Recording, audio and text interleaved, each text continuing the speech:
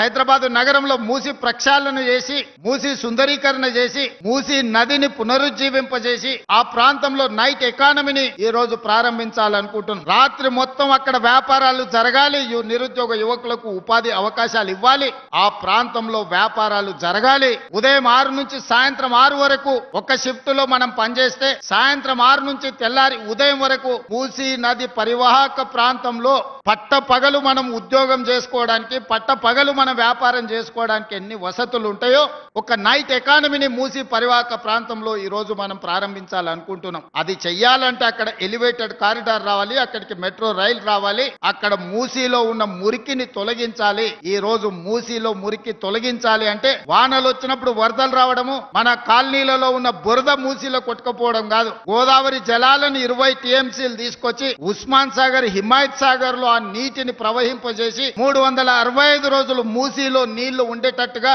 River front develop చేయడం ద్వారా మన తెలంగాణ రాష్ట్ర ఎకానమీని ఈ రోజు ప్రపంచంతో పోటీ పడే విధంగా తీర్చిదిద్దాలనుకుంటున్నాం.